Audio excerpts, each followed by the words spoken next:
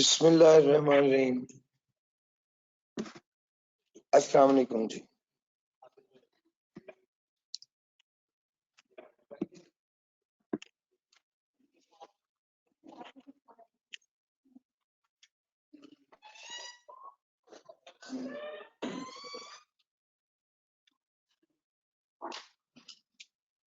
जी दोबारा ज्वाइन कीजिए।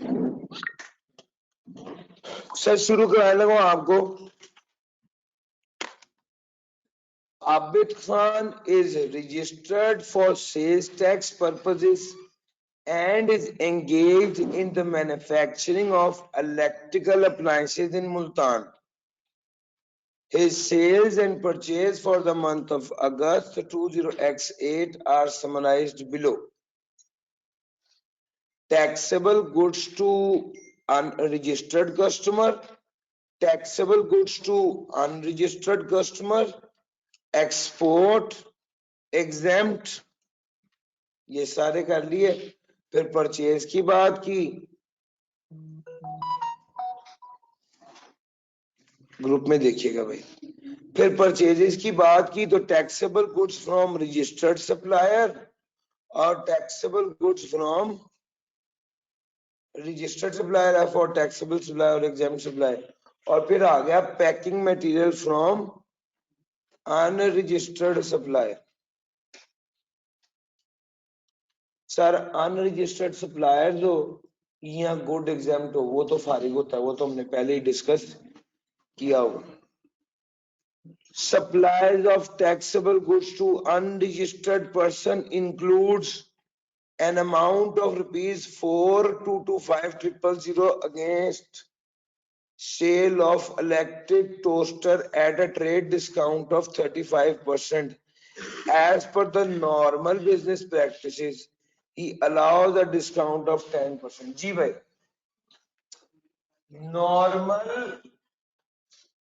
Normally 10% discount दिया जाता है, 35% डिस्काउंट दे दिया गया है, 4225 की अमाउंट है। सर गौर से ये वाली अमाउंट टैक्सेबल गुड्स में शामिल है और ये वो वाली अमाउंट है जिस पर ये वाला डिस्काउंट दे दिया गया है। इसका मतलब यह है 35% नेट करने के बाद, ये 35% माइनस करने के बाद 4,225,000 आया है। इसको ग्रॉस अप भी कर सकते हैं आप। 4,225,000 डिवाइडेड बाय पॉइंट, सर ये 65% है ना, तो ग्रॉस अप किया, ये आ गया आपका। और अब इस पे डिस्काउंट जो अलाउ करना है वो कितना करना है, 10% करना है। इस पर ऑलरेडी कितना हुआ है, 35% हुआ है। तो इसको ग्रॉस अप करके अब देखना उसने क्या किया है, इसको ग्रॉस अप करके 25% ले लिया और वो ऐड बैक कर दिया। सर मेरी बात आराम से सुनो, मैं यहां पर ही बता देता हूं, बाद में मिटा दूंगा। सर 35% डिस्काउंट किया है तो अमाउंट बनी है 4,225,000। 100% पे अमाउंट कितनी है, 6.5 मिलियन। इसने 35% माइनस करके अमाउंट लिखी हुई है। डिस्काउंट होना कितना चाहिए था, 10%। कितना बनता है, 6,50,000। डिस्काउंट कितना नहीं होना चाहिए था, 25%। सर वो कितना बना, 1625। सर इतना डिस्काउंट नहीं होना चाहिए था जो किया हुआ है। सर असल में इस 25% को ऐड बैक करना, ये असल गेम है। 35% माइनस किया हुआ है, जबकि माइनस 10% करना था। 25% माइनस नहीं करना तो उसे ऐड बैक कर देंगे। अभी भी नहीं समझे? उसने पहले 35% माइनस किया हुआ है। पहले ग्रॉस कर लें, ग्रॉस करने के बाद 25% निकालें, 25% एड बैक कर दें। आप 10% क्यों माइनस करेंगे? 25% और 10% दोनों माइनस हुए हुए हैं। सर जी मेरी बात समझ आ रही है? 25% और 10% दोनों माइनस हुए हुए हैं। सर ऐसे ही डिवाइडेड बाय 65 बिल्कुल ऐसे, शाबाश। जिसका मैथ तेज है वो ऐसे कर सकता है। और जब आपको प्रैक्टिस हो जाएगी तो आपने भी ऐसे करना है। वो जितनी अमाउंट है उसको डिवाइड करें 0.65 से तो 100% अमाउंट आ जाएगी, उसको मल्टीप्लाई करें 0.25 से तो 25% आ जाएगी। 25% की अमाउंट को आपने क्या कर देना है?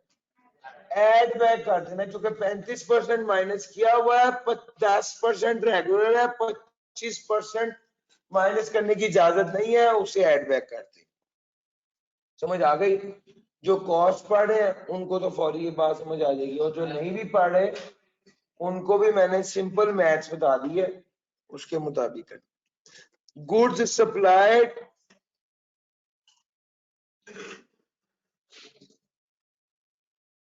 सर जी देखिएगा,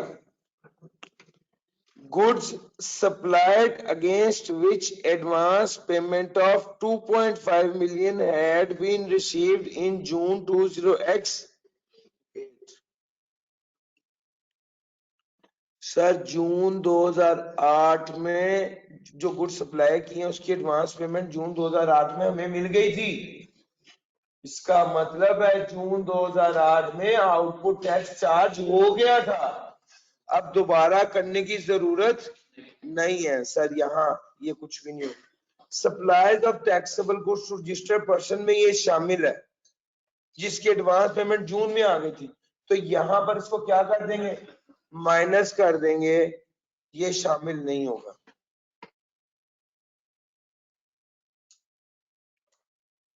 Taxable supplies returned by different registered customers amounting to 900. Proper debit and credit note were raised within the specified time. Taxable supplies registered by different registered customer amounting to rupees 900,000. Proper debit and credit note were raised within the specified time. Sir ये cell return है ना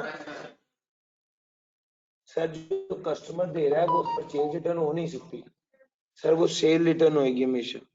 9 लाख को क्या करना है? Minus करना। Sir अभी तक सारी आउटपुट की एडजस्टमेंट।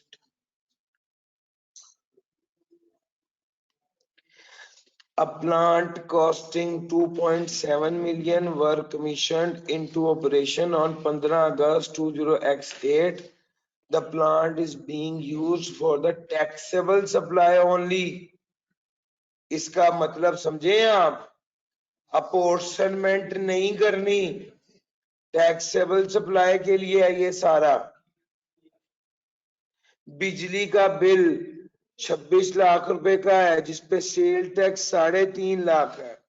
सेल्स टैक्स की बात सुन के एक चीज तो समझ में आ जाती है कि 17% लगाने के बाद इसको ऐड कर। इनपुट टैक्स ब्रॉड फॉरवर्ड भी है, वो कहता है all the above figures are exclusive of sale tax and wherever applicable sale tax is payable at the rate of 17%. ले सर, यार को मुश्किल था? मुझे तो नहीं लगा मुश्किल।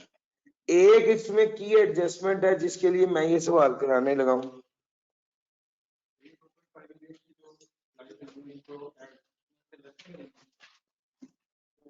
किसमें से? क्यों नहीं करेंगे? वो पहले शामिल है, नहीं होना चाहिए था, माइनस कर दें। अगर शामिल ना होता तो कुछ भी ना करते।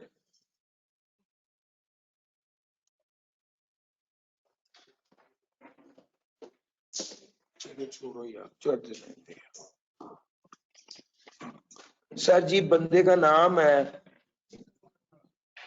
आबिद खान साहब।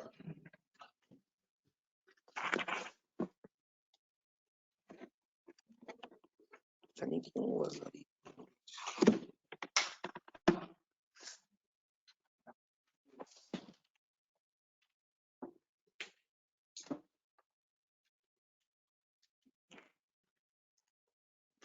सर जी मैं जूम कर रहा हूँ कि आप कल वाली क्लास ली हुई है आपने, और मैं कल वाली क्लास से आगे चल रहा हूँ, इसको अपने ज़हन में रखिएगा।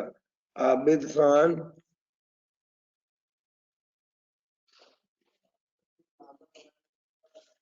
कंप्यूटेशन ऑफ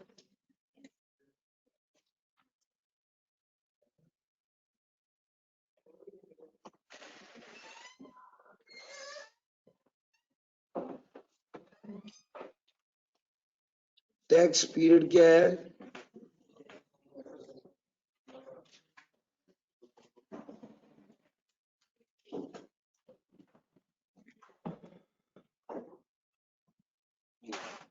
कोशिश कर रहे हैं अवॉइड करूं लेकिन हो नहीं पा रहा। Sir ji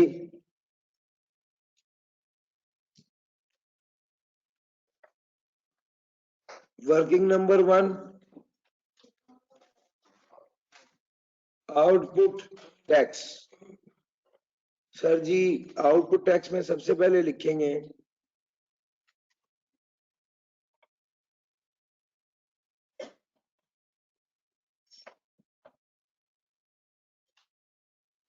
taxable goods to registered person।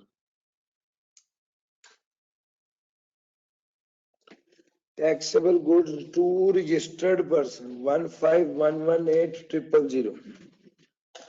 taxable goods to unregistered person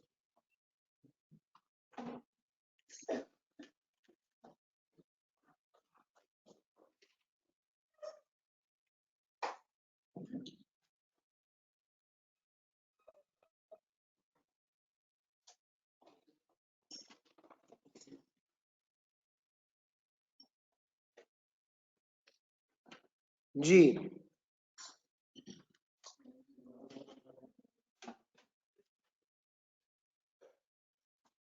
code और एग्जाम को छोड़ दें, इन दोनों को आपने ले लिया। आउटपुट टैक्स की एडजस्टमेंट देखें। अच्छा जी supplies of taxable goods to registered person में क्या शामिल है? 4225,000 शामिल है, जिस पर 35% डिस्काउंट मिल गया हुआ है, यानी ये इसका 65% लेके 100% ले जाएंगे और 25% ऐड बैक कर देंगे। सर जी बात समझ में आ रही है? इसकी वर्किंग में डिटेल में डिस्कस कर चुका हूँ। सर बताइएगा क्या अमाउंट पर।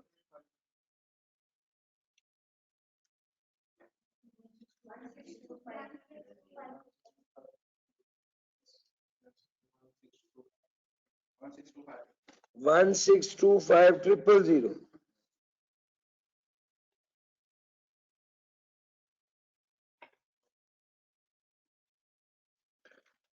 अच्छा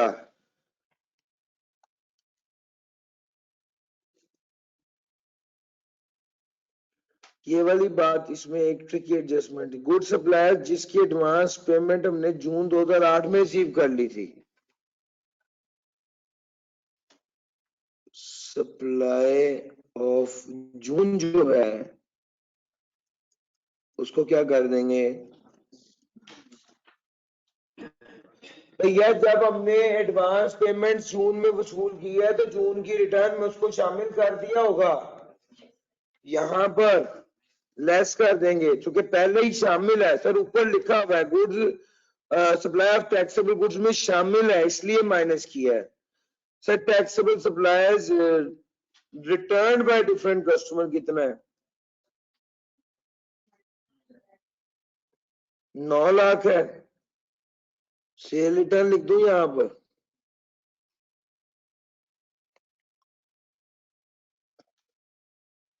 आउटपुट की और तो कोई एडजस्टमेंट नहीं है। चलो जनाब सर जी बताइएगा टोटल टैक्सेबल सप्लाईज। जी भाई 23 सेल्स टैक्स कितना है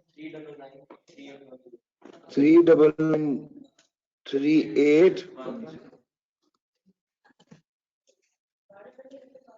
जी भाई मुझे एक बार फिगर कंफर्म कर दीजिए, यही फिगर है? लेकिन आप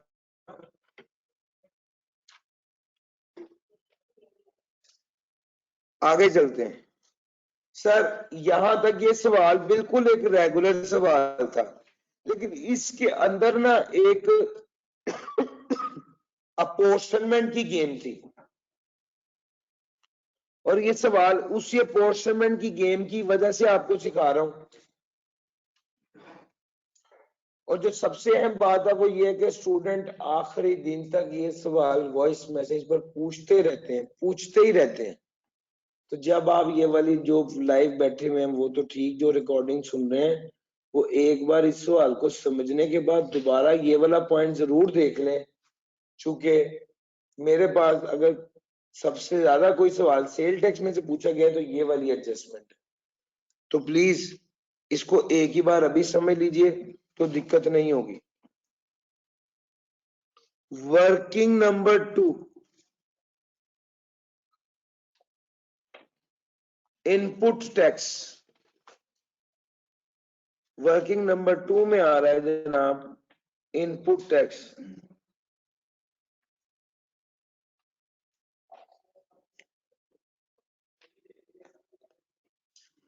जी आप लोगों के कुछ सवाल हैं, मैं इंशाल्लाह उन्हें बाद में एड्रेस करता हूं, पहले ये वाला सवाल करवा दूं।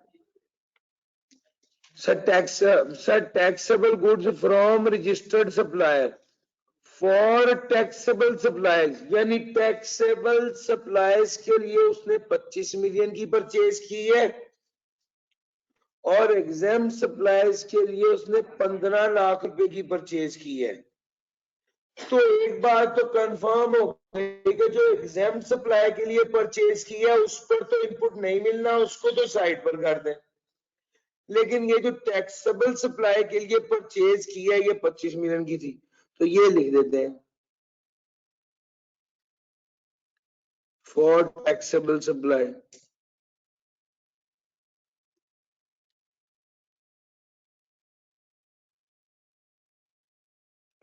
अच्छा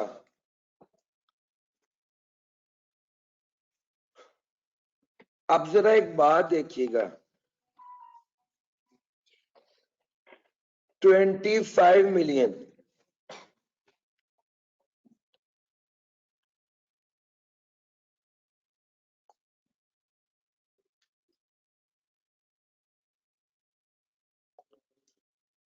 purchases for taxable supplier 25 million।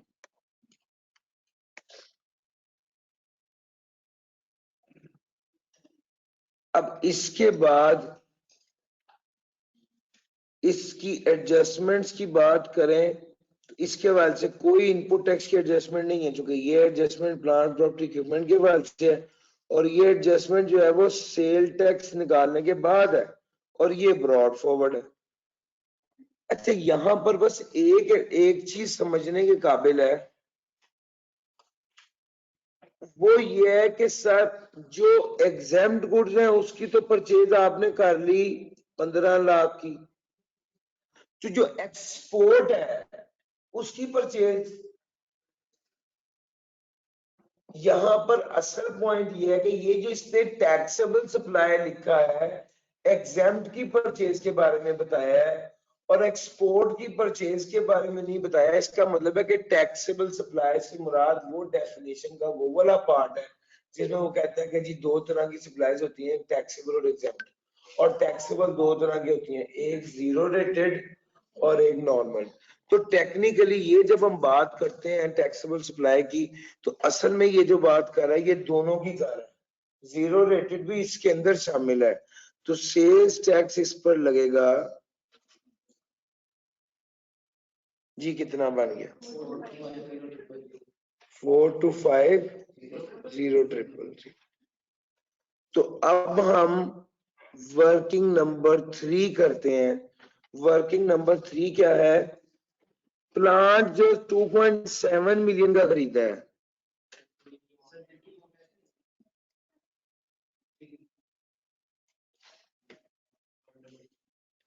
नहीं करेंगे, बताता हूँ। सेल्स टैक्स कितना है? Sales tax 459,000।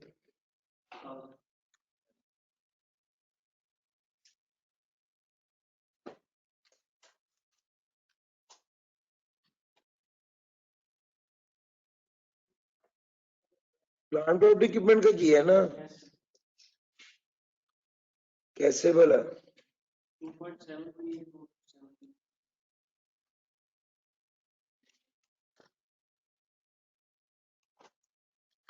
और ये सिर्फ किसके लिए है?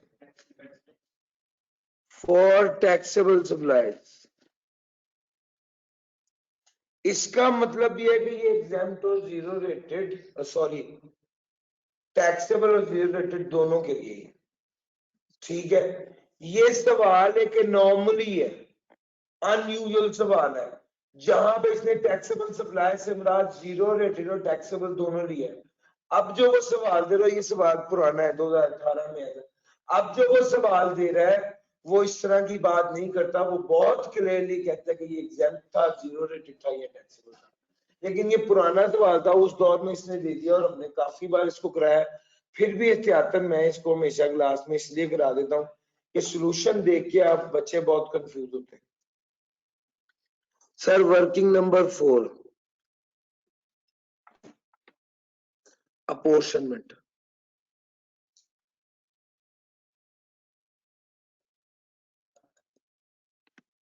सबसे पहले तो लिखा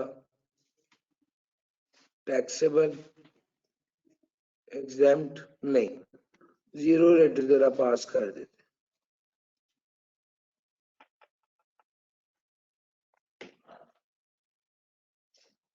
अच्छा जी सर, टैक्सेबल की एडजस्टेड वैल्यू है 23493,000।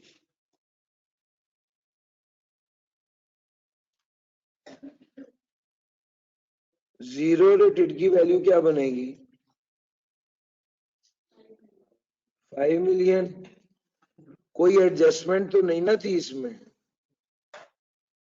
और एग्जाम्प्ट की 4.5। इसको टोटल कीजिए।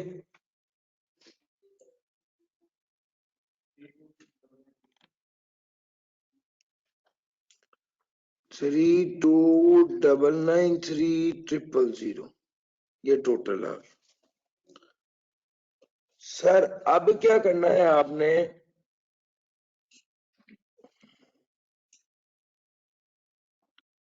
कॉमन इनपुट टैक्स ले लेंगे।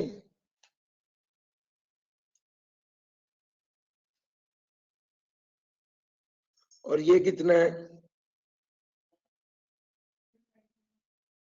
की हो गया मियां साहब, टैक्स की वैल्यू बताएंगे ना आप?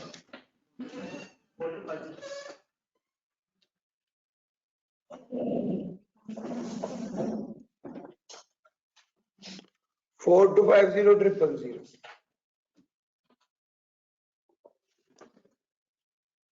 4250,000। अच्छा ये आपके पास आ गया। आपको पता होना चाहिए कि अब आपने जो अपोर्शनमेंट करनी है वो सिर्फ टैक्सेबल और जीरो रेटेड के लिए करनी है, बल्कि एग्जाम्प्ट पर नहीं करनी। सर ये बात पता है आपको? सर ये बात मैं खुद से नहीं बता रहा, ये देखिएगा, ये इसने लिखा हुआ है। आपने जो परचेजेस की थी ये सिर्फ टैक्सेबल सप्लाईज के लिए की थी, तो जब आप अपोर्शन करेंगे तो भी सिर्फ टैक्सेबल सप्लाई पर, यानी इन दोनों पर अपोर्शन होगी, एग्जाम्प्ट पर अपोर्शन नहीं होगा। जरा बताइए। 4250,000 आपने पता इसको कैसे करेंगे? एक दरमियान में सब टोटल लगा लेते होते हैं। लेट इट बी, ये ले सर 28493000। ठीक हो गया? ये सब टोटल लगा के अब इन दोनों पे पोर्शन करें। आप पोर्शन पता कैसे करेंगे? 23493,000 divided by 28,493,000 multiply by जी भाई 350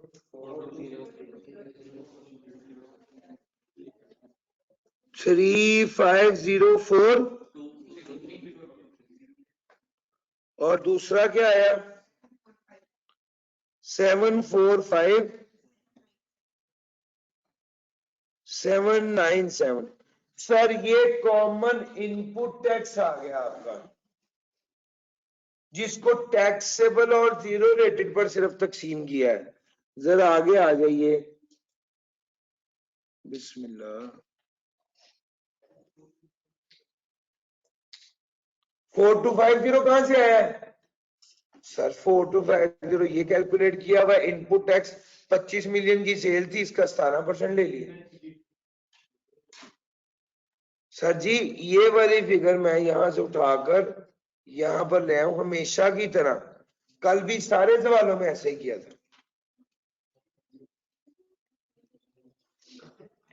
अच्छा जरा नेक्स्ट चलते हैं सर, प्लांट और इक्विपमेंट की बात करने लगा हूं।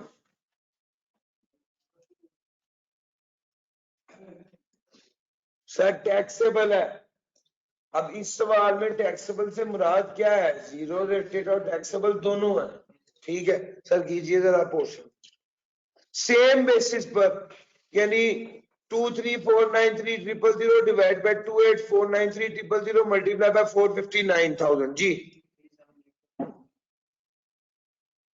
378454।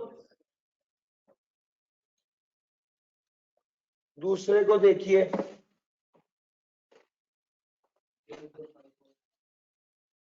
80546।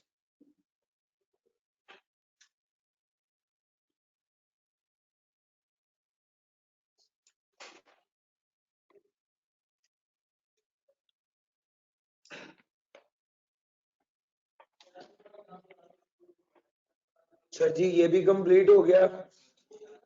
अब अगली बात सुनिएगा जरा, स्टूडेंट ने कहा जेन्युइन सवाल है, यही सबसे मेजर पॉइंट है इसके अंदर। सर बिजली का जो बिल है ना, उस पर जो टैक्स है 3.5 लाख, उसके बारे में इसने कहीं नहीं कहा कि ये टैक्सेबल के लिए, ये एग्जाम के लिए, वो तीनों के लिए, और उसको तीनों पर अपोर्शन करना। भैया मेरी बात लॉजिकली समझ आ रही है? जहां जहां वो कहता रहा मैं वहां वहां करता रहा पोर्शन।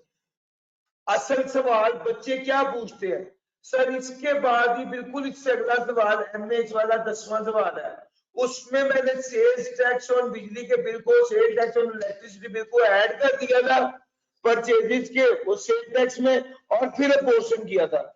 वो कहते बच्चे सवाल ये पूछते हैं सर कभी आप ऐड करके पोर्शन कर लेते हैं, कभी आप अलग-अलग पोर्शन करते हैं, इसकी रीजन क्या है? सर इस सवाल को गौर से पढ़िए। अगर सेल्स टैक्स और इलेक्ट्रिसिटी के बारे में उसने कुछ नहीं कहा, तो इसका मतलब है उसने तीनों पे पोर्शन होना है। और अगर किसी और दूसरे केस में अगर वो अलग-अलग बता रहा है कि परचेजेस सिर्फ टैक्सेबल के लिए है, प्लांट और इक्विपमेंट सिर्फ टैक्सेबल के लिए है, और परचेजेस के बारे में चुप रहता है बिजली के बिल के बारे में, तो इसका मतलब है कि वो तीनों पर पोर्शन होना है, बाकी उसने दोनों पर होना है। सर समझ आ रही है? ये मेन कॉन्सेप्ट है। बाकी इसके अलावा हर सवाल में अलग-अलग तरीके से, मतलब सब में मैंने क्या किया है, सेल टैक्स और इलेक्ट्रिसिटी को जमा कर दिया है और फिर अपोर्शन कर दिया। लेकिन यहां पर ऐसा इसलिए नहीं किया, यहां पर भी एक स्टूडेंट ने अभी भी कहा था परचेजेस के अंदर वो ऐड नहीं करना। यार परचेजेस सिर्फ टैक्सेबल के लिए है, जबकि इलेक्ट्रिसिटी टैक्सेबल, एग्जाम्प्ट और जीरो रेटेड तीनों के लिए है। इस वजह से हमने क्या करना है, उसको अलहदा से पोर्शन करना है। सर इसके अलावा कोई और आइटम भी हो जिसकी बेसिस ऑफ अपोर्शनमेंट अलहदा हो, तो फिर उससे अलहदा, उसके लिए एक अलहदा कॉलम बना दें। कोई भी आइटम हो जिसकी बेसिस ऑफ अपोर्शनमेंट अलग हो तो उसके लिए अलग कॉलम बना के उसको अपोर्शन कर देंगे। उसको यार आप ऐड तो तब करेंगे ना जब बेसिस ऑफ अपोर्शनमेंट कॉमन हो। आप ऐड तो तब करेंगे ना जब आपको पता हो यार तीनों में इक्वली तकसीम कर देना। तो अगर तीनों में इक्वली तकसीम नहीं करना तो फिर ऐसे नहीं करेंगे। एक एग्जांपल लीजिए, वही एग्जांपल जो मैं हमेशा देता हूं कढ़ाई वाली, कि 3 दोस्त मिलकर कढ़ाई खाने चले गए और उन्होंने क्या किया, उन्होंने डिसाइड, उन्होंने जितना बिल बना डिवाइड बाय 3 करके तीनों ने पैसे दे दिए। अच्छा, इसके बाद वो अगली दुकान पर गए और अगली दुकान पर मिसाल के तौर पे उन्होंने खीर खानी थी। एक बंदे ने 2 प्लेट्स खीर की खा ली, दूसरे 2 ने 1 प्लेट खीर की खाई। ठीक हो गया। अब इस केस में जब उसको तकसीम करना होगा तो वो फिर 4 खीर के पैसे इक्वली तकसीम नहीं होंगे। जिस बंदे ने 2 प्लेट खीर की खाई है उसको 2 पोर्शन होंगे, जिसने 1 खाई है उसको 1 पोर्शन। यस और नो? सर आप ऐसा नहीं है कि जनाब अगर आप लोगों ने खाना खाया है तो आप जो है वो सारे पैसे को टोटल करके डिवाइड बाय 3 कर दें। अगर आपने खाना इकट्ठे खाया है, जो खाना जो कढ़ाई खाई थी उसको डिवाइड बाय 3 किया है, लेकिन जब खीर खाई थी तो उसको डिवाइड बाय 3 नहीं किया। उसको क्या किया आपने, उसकी बेसिस वो पोर्शन के मुताबिक अलग से कैलकुलेट किया। सर ऐसे होता है या नहीं होता? बिल्कुल सिंपल, बिल्कुल सेम इसी तरह ही है। यहां पर भी आपने क्या करना है, पहले केस में उसने कहा परचेजेज सिर्फ टैक्सेबल के लिए है, आपने 0 टैक्सेबल पोर्शन। दूसरे केस में उसने कहा प्लांट और इक्विपमेंट भी टैक्सेबल के लिए, आपने इन दोनों पर अपोर्शन कर दिया। तीसरे केस में बिजली के बारे में कुछ नहीं कहा, इसका मतलब है ये तीनों के लिए अब एक अलग कॉलम बना दे इसको अपोर्शन करने की जरूरत है। सर जी यस और नो? अपोर्शनमेंट के कॉन्सेप्ट पे ग्रिप रखनी है आपने बस। इंशाल्लाह इससे अगली क्लास में मैंने अपोर्शनमेंट वाला वो वाला सवाल कराना है जो पिछली लेटेस्ट एडम का सवाल है, उसमें भी अपोर्शनमेंट की गेम है। अपोर्शनमेंट 1:45 से 1:45 वाली क्लास में लेटेस्ट अटेंड वाला सवाल कराऊंगा। क्या नाम था उस सवाल का? मेहरबान एसोसिएट। यस सर जी। अब यहां पे क्या किया, यहां पे लिखा इलेक्ट्रिसिटी। सर इलेक्ट्रिसिटी देखिएगा कितना बिल था। अब इसको जो पोर्शन करेंगे तो ये तीनों पर करेंगे, तीनों पर करेंगे। सर कीजिए जरा, 2349300 डिवाइडेड बाय 3299300 मल्टीप्लाई बाय 350 जी। 249221 दूसरे नंबर पे 5 million divide by 3299300 multiply by 3.5 lakh जी भाई 53042 4.5 million divide by 3299300 multiply by 350 जी भाई 47737। सर जी ये आ गया अपोर्शनमेंट की वर्किंग की। आपने कहा अल्लाह का शुक्र, अब मेजर काम मैंने कर लिया। यहां पर लिखेंगे आउटपुट टैक्स जी। आउटपुट टैक्स कितना आएगा?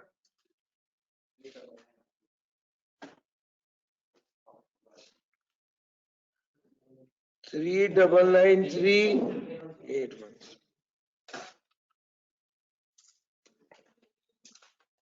इनपुट टैक्स की बात करते हैं। ब्रॉड फॉरवर्ड कितना आया? सर ये गिवन है सर 595000 और एक्चुअल कितना आ गया? सर एक्चुअल अब आपने क्या करना है, इन तीनों को जमा करना है।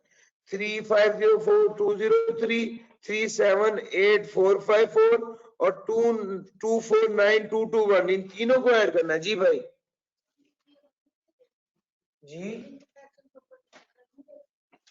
यार वो अलग लेना है, सॉरी वो अलग लेना है।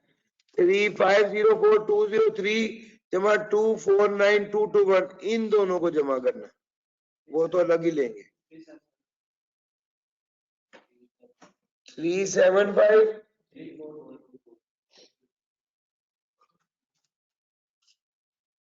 सर जी इन दोनों को जमा कर दीजिए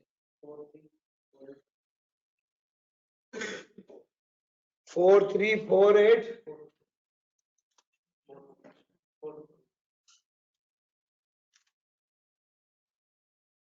4348424 जी भाई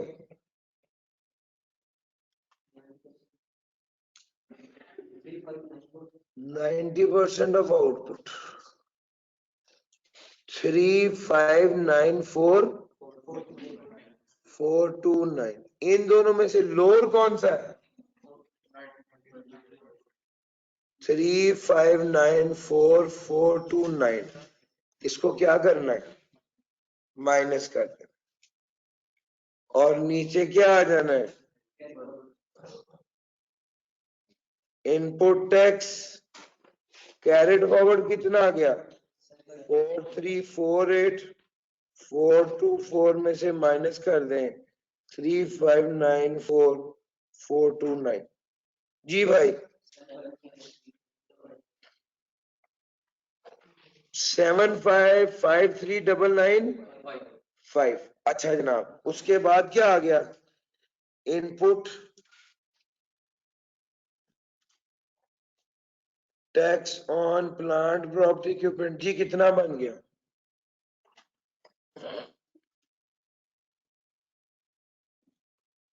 input tax on plant property equipment कितना बन गया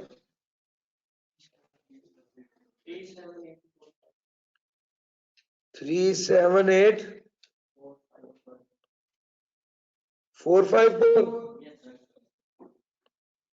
ये भी माइनस कर दिया और क्या होता है फर्दर टैक्स है यहाँ पे कोई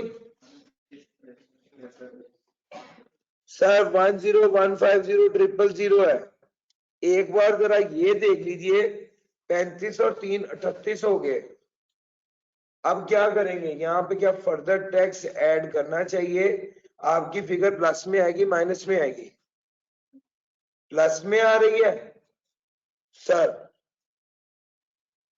फर्दर टैक्स लिख दीजिए अगर इतना देखने के बाद आपको पता चल जाए कि आपकी फिगर माइनस में आ रही तो आपको पता है ना आपने सेल टैक्स रिफंडेबल निकाल के नीचे फर्दर टैक्स लिखना है सर यहाँ पर अगर आंसर फिगर प्लस में आ रही तो जनाब बताइए फर्दर टैक्स कितना होगा 1015000 मल्टीप्लाई बाय 3% इतना ही है कितना बन रहा है 304500 इसको ऐड करना जी ये सेल्स टैक्स आ जाएगा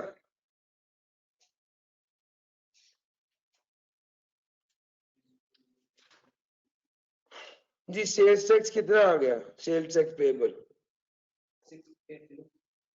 680041 जी भाई फिगर टैली कीजिएगा साहब 680041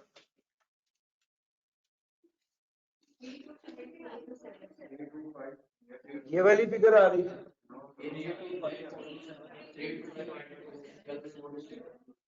यही है 325427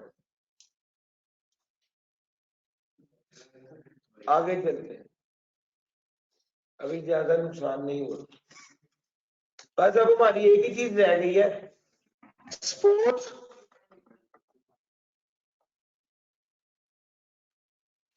सर एक्सपोर्ट रिफंडेबल में हमने सारी चीजें जमा करते रहना है सर 745797 वाला प्लस 80546 वाला प्लस बिजली के बिल वाला क्या 53042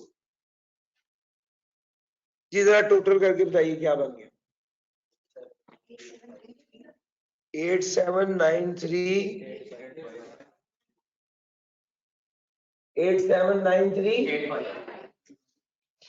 सर जी देखिएगा आपका आंसर टैली है कितना था सवाल इस सवाल का ट्रिकी पार्ट क्या था ये अपोर्शनमेंट और उसमें अगर मुख्तलिफ चीजों की मुख्तलिफ बेसिस ऑफ अपॉर्चनमेंट दी हुई है तो फिर ऐड पे ऐड ही करते रहना परचेजेस के अंदर, उसका अलहदा कॉलम बना के उसको उस तरीके से करना है। वो 3 मशीनें दे देता है और तीनों की बेसिस ऑफ अपॉर्चनमेंट मुख्तलिफ दे देता है।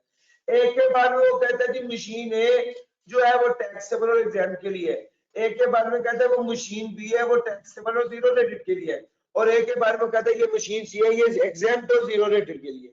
तो भैया आपको 3 कॉलम्स बनाने पड़ेंगे और फिर उसका इनपुट टैक्स उसके मुताबिक पोर्शन करना पड़ेगा। अगर उसने बिजली के बिल के बारे से पोर्शनमेंट की बेस बता दी अलहदा और बाकी चीजों के बारे में अलहदा बता दी तो आपको अकॉर्डिंगली उसको ट्रीट करना पड़ेगा। सर ये हमारी डिस्कशन थी सवाल के बारे में। एक अलबत्ता सवाल और है जिसको मैंने डिस्कस करना है सिर्फ।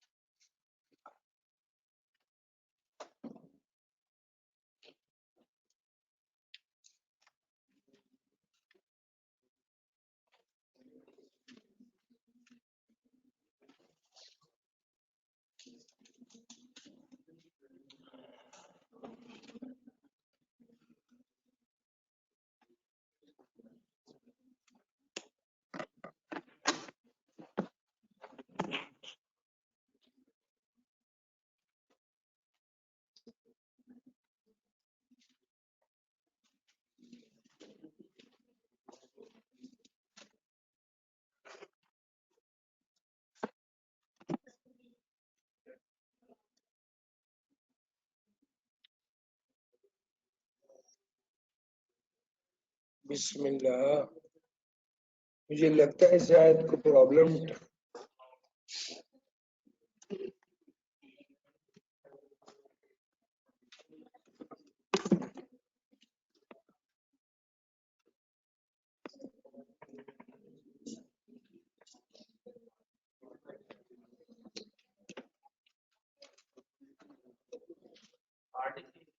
क्या बदतमीजी है यार।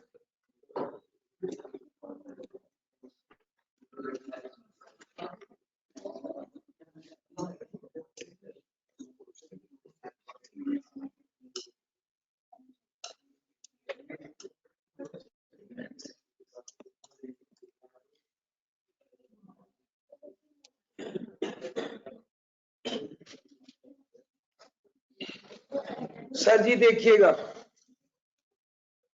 यार, मैं तो हिला रहा हूँ ये।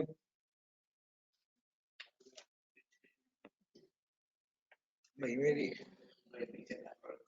जी देखिएगा जरा, जेएफ एसोसिएट है, बड़ा आसान सवाल है, बहुत आसान सवाल है। और ये सवाल है ऑटम 20 का। सवाल पढ़ते हैं इंशाल्लाह। सवाल पढ़ के आप मुझे बता दीजिएगा कितने % सवाल आप कर सकते हैं। ये मैं आपको एक फॉर्मेट के बाद 4 सवाल कराने के बाद ये 5वां सवाल कर रहा हूँ। ये बहुत पुराना सवाल नहीं है। सर जी देखते हैं। JFA Associate is registered under the Sale Tax Act 1990 as a manufacturer. Following information has been provided. Taxable goods to registered person, taxable goods to unregistered person, exempt goods और export to Saudi. ठीक हो गया। अच्छा उसके बाद आ गया taxable goods to registered person, जो खरीदी है रजिस्टर्ड से, अनरजिस्टर्ड जो है इसको इग्नोर कर देना है, और जो फिक्स एसेट खरीदा है रजिस्टर्ड सप्लायर से इस पर इनपुट टैक्स मिलेगा। सर पहली एडजस्टमेंट, मुझे आपने एडजस्टमेंट पर यस नो करते रहना ताकि पता चलेगा यार ये सवाल मुश्किल तो नहीं लग रहा आपको। Goods worth 5,60,000 sold to a new customer at a discount of 20%। JFA normally allows discount of 10%। अभी ये एडजस्टमेंट की है। 560 को डिवाइड कर देना 80% से, मल्टीप्लाई कर देना 10% से, और सर ये supply of taxable goods to registered person के अंदर 560 शामिल है जिस पर जो बेचा गया 20% पर, तो आपने डिवाइड किया 20 से, मल्टीप्लाई किया 10 से, वो ऐड कर देना चूंकि वो वाला डिस्काउंट लाओ। अच्छा वहां पर 35 और 25 का सीन था ना, तो हमने वहां पर 25% ऐड किया था। यहाँ पर भी वो वाला 10% जो एक्स्ट्रा डिस्काउंट दिया हुआ है वो ऐड किया, वो बाय चांस दोनों ही 10-10 है, तो वो बच्चा दूसरा 10 समझ के भी कर ले तो उसका भी 10 लग जाएगा। ठीक है सर जी। अगली बात, an invoice issue to customer obviously for 590 whereas the correct amount of invoice was 950। और कोई मुश्किल तो नहीं है। Supplies of taxable goods to unregistered person include sales of rupees 285। बिल्कुल क्लास होनी है 1245 पे। सर जी supplies of taxable goods to unregistered person include sales of 285 28,500 to end consumer। कोई चीज इनमें आ रही है? फर्दर टैक्स नहीं लगना बस। तो जब फर्दर टैक्स ले होंगे तो 28,500 माइनस कर देना है। Exam supplies of 50,000 were return by the unregistered customer during the period.